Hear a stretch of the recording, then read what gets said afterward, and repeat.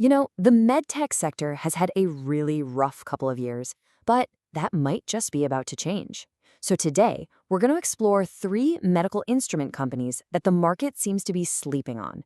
The big question is, could they be the big turnaround stories of 2026? Well, let's find out. So with all the chaos in the market lately, it really makes you wonder, where are the real opportunities hiding?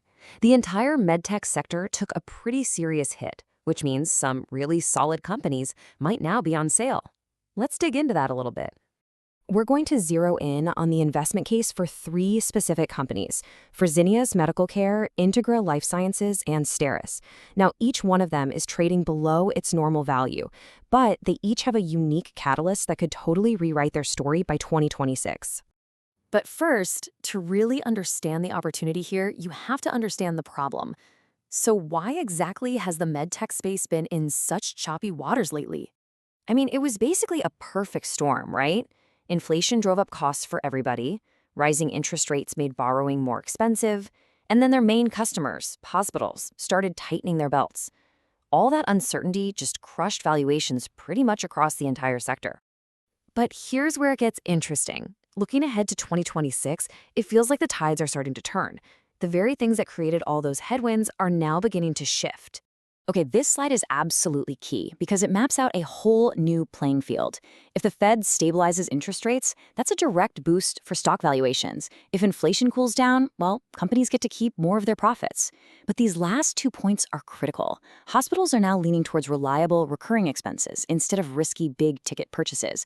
And because of staffing shortages, they are desperate for any product that makes their teams more efficient. This environment is just tailor-made for certain kinds of companies. And that leads us right to our core strategy. How do we find that hidden value that the market seems to be missing right now?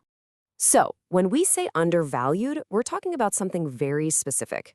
We're looking at a company's price to sales multiple, which is basically just asking, how much am I paying for every dollar of their sales? The sweet spot we're looking for is a company trading at a multiple that's way lower than its own history, especially when the actual business is doing just fine or maybe even getting better.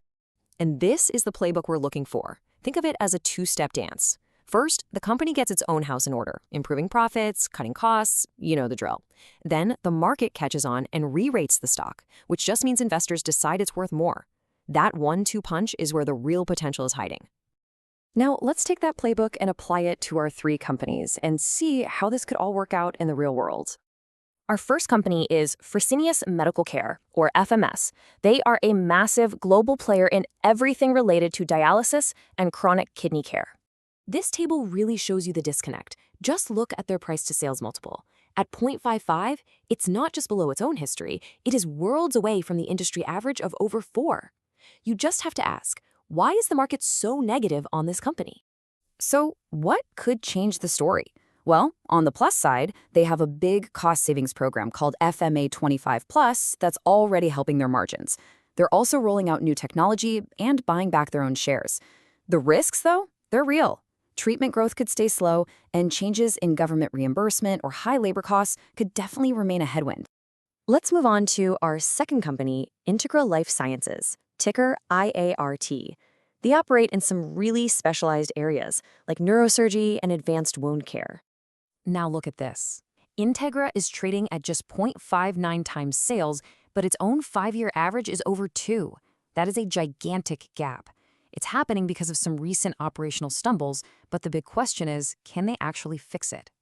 The potential turnaround here really just hinges on execution. The catalysts are pretty clear. Fix the supply chain, start a new savings plan, and relaunch some key products. But the risks are tied to those exact same issues. If there are delays in fixing their compliance and supply problems, or if their debt becomes a real issue, it could definitely hold back the recovery. And finally, we have stabilise, ticker STE. Their whole business is about infection prevention. They provide sterilization services and all the equipment to hospitals. A huge part of their revenue is recurring, which, as we said, the market really likes.